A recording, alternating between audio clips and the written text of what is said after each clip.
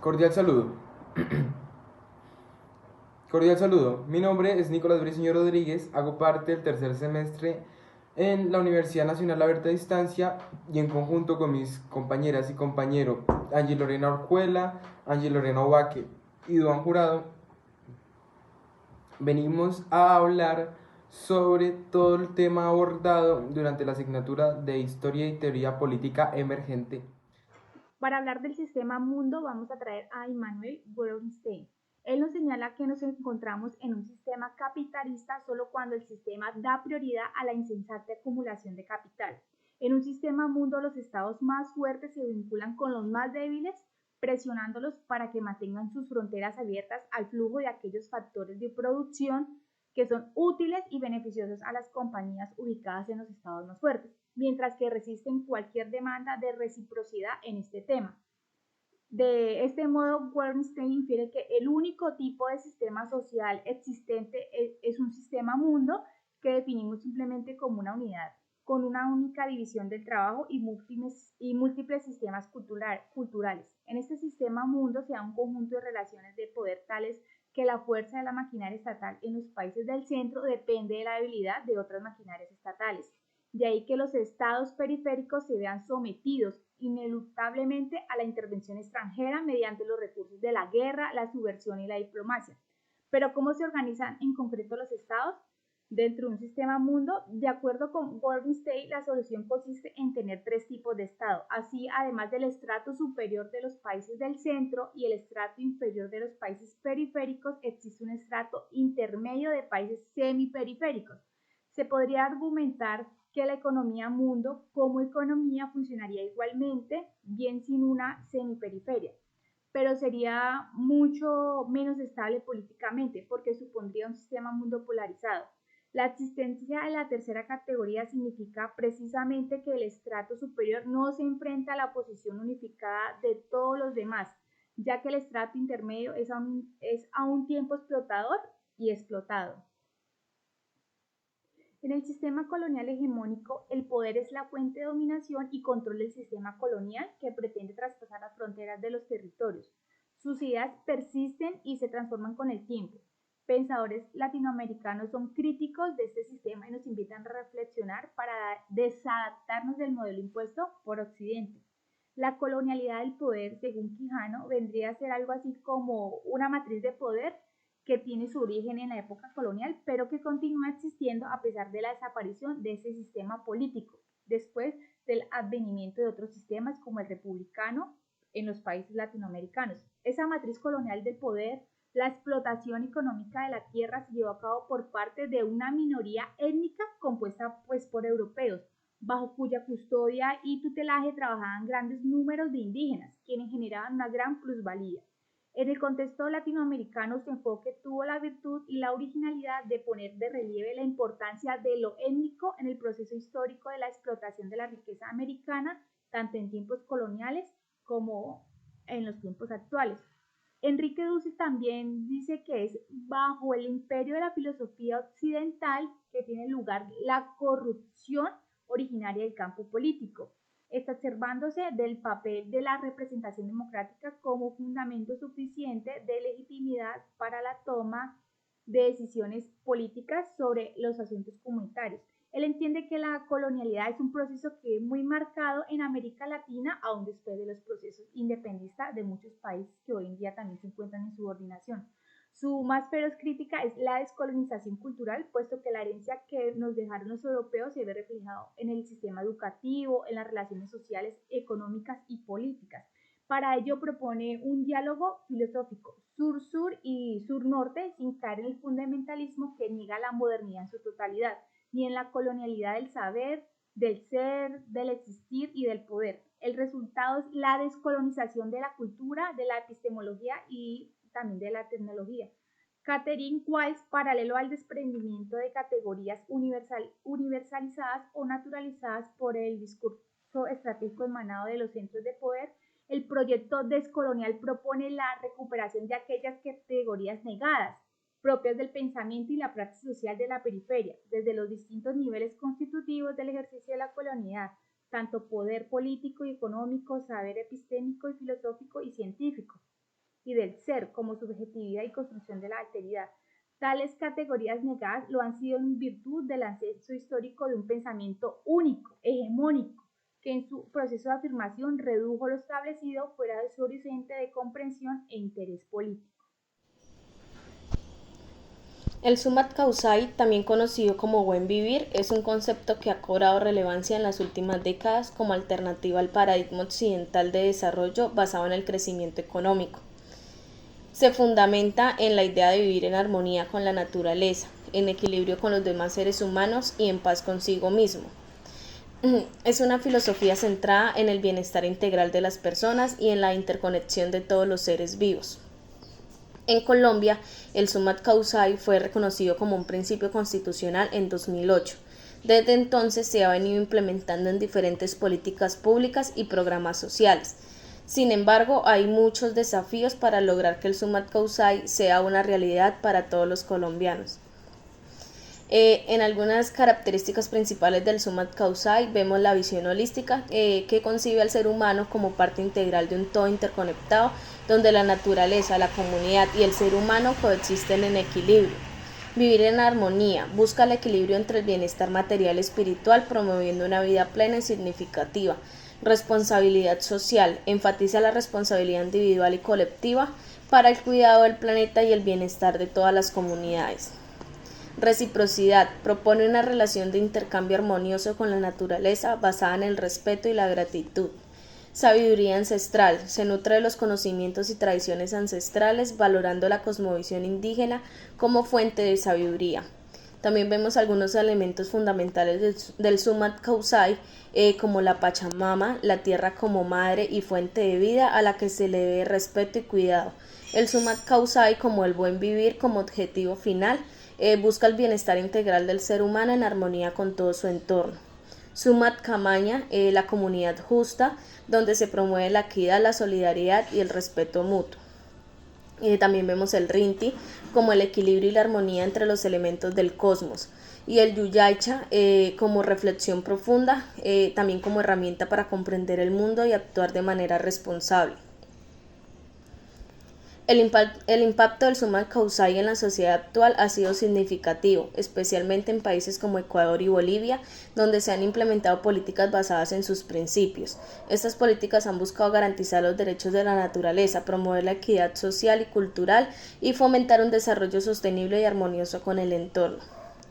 La importancia del Sumat Causai en el contexto actual como alternativa al desarrollo occidental, donde propone una visión alternativa al modelo de desarrollo occidental centrado en el crecimiento económico y la explotación de recursos naturales, que ha generado graves problemas ambientales y sociales. Un reconocimiento constitucional. El Sumat ha sido reconocido en las constituciones de Ecuador y Bolivia como un principio fundamental para la organización del Estado y la construcción de una sociedad más justa y sostenible.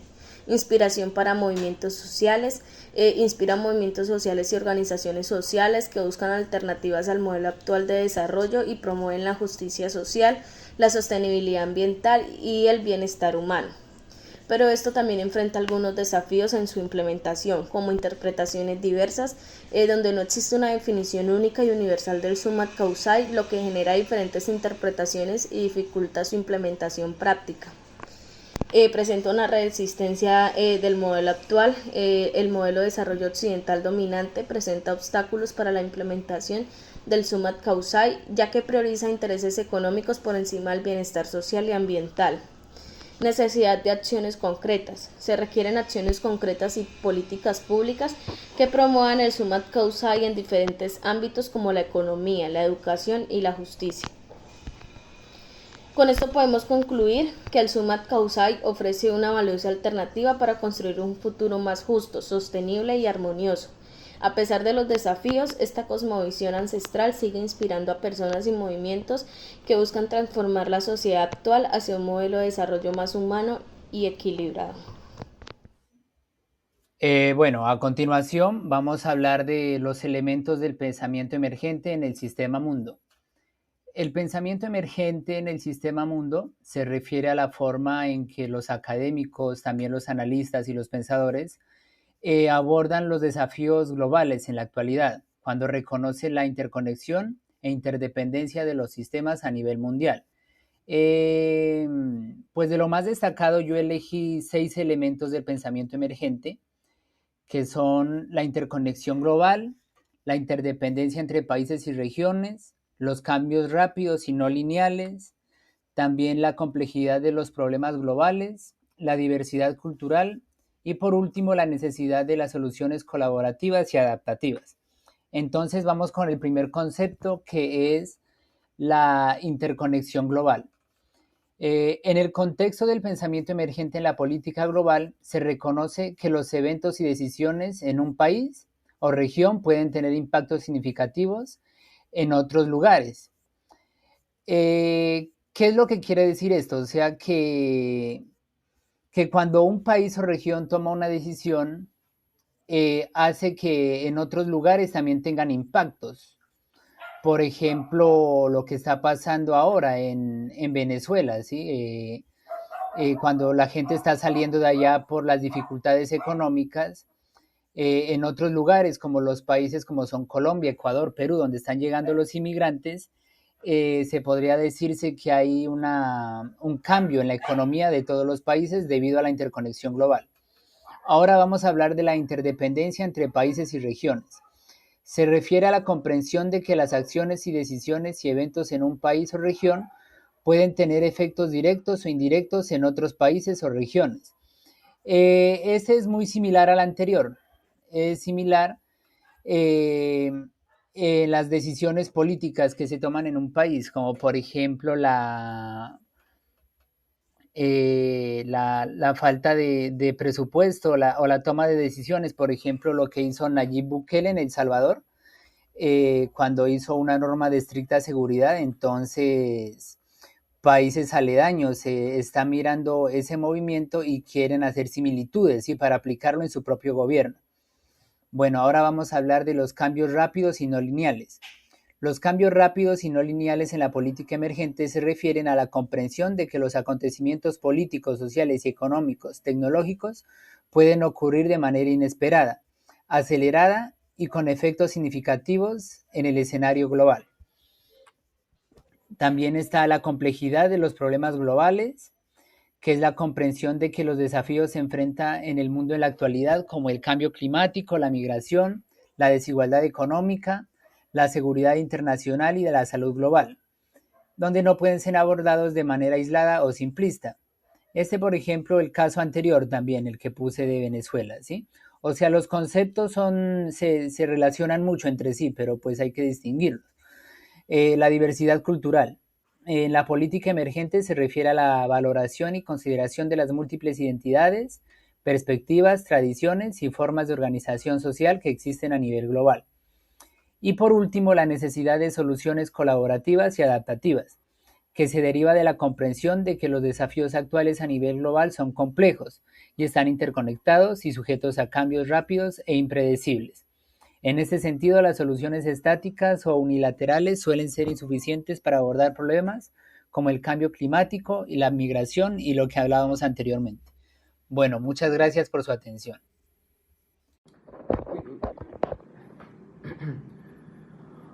Para finalizar, vengo a hablar sobre un debate que se podría un debate y una postura crítica que se debe tener en cuenta al momento de plantear las tres teorías analizadas por nuestras compañeras y nuestro compañero anteriormente.